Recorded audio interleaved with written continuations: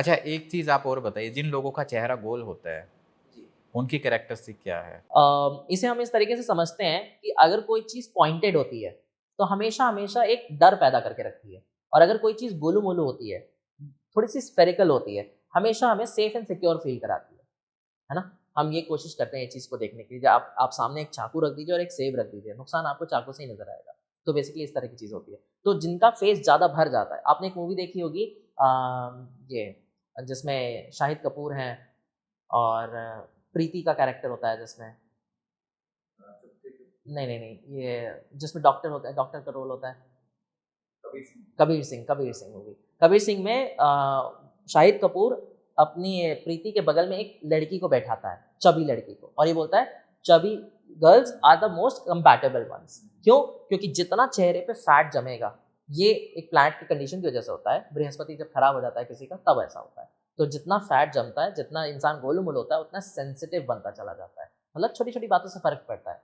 Care करेगा तो हद से ज़्यादा, रोएगा तो हद से ज़्यादा, चिढ़ेगा तो हद से ज़्यादा, सब कुछ हद से ज़्यादा, प्यार करेगा तो हद से ज़्यादा, दिलदारी होगी तो हद से ज़्यादा।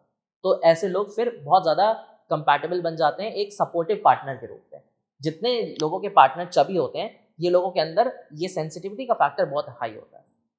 तो इस तरीके से ये चीज़ें। आपने कुछ सेलिब्रिटी फेस रीड किए हैं? मैं उदाहरण के तौर पे अगर आपको बताऊँ तो आपने स्टार प्लस पे आने वाले महाभारत सीरियल के भगवान कृष्ण को देखा होगा।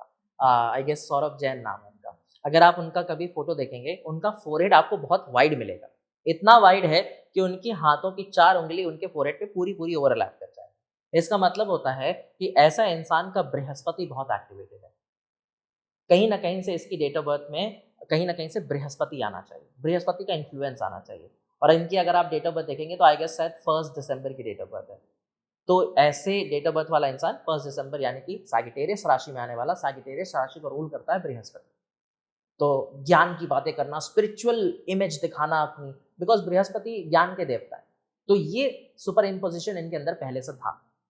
तो ये चीज़ ऐसे पता चल जाती है। अगर हम सेलिब्रिटी की ही बात करें, जैसे आपने विराट कोहली के पहले फ़ोटो देखे होंगे, तो उनका जो फेस है वो थोड़ा-सा राउंड है ना? लेकिन अभी उनका फेस काफ़ी सही हो गया है।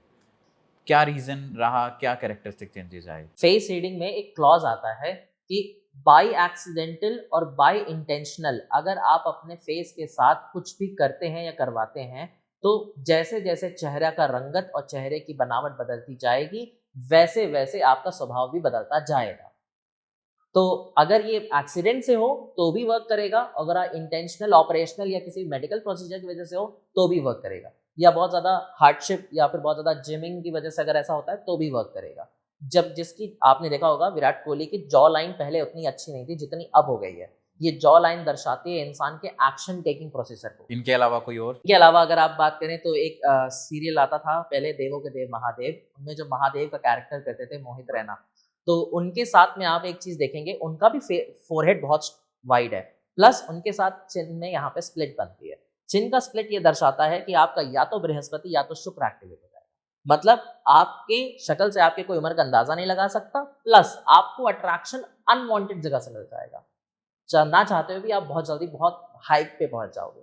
और जब ये सीरियल आया था, तब ये स्टार्टिंग में उतना ग्रो नहीं किया था, लेकिन अब उसके सीरियल के खत्म होने के बाद भी आज भी उस सीरियल की रौनक बनी हुई है, सिर्फ़ उस एक कैरेक्टर की वजह से। उनके जो रील्स हैं वो वायरल होते रहते हैं यूट्यूब पे। हमेशा, हमेशा। और उस कैरेक्टर में ऐसा बसे हैं वो कि कभी किसी और को उस जगह पे रिप्लेस करने का मन ही नहीं किया किसी का। In fact other serials also demanded कि यही ही महादेव के रूप में यहाँ आए। इतना प्रभाव हो जाता है।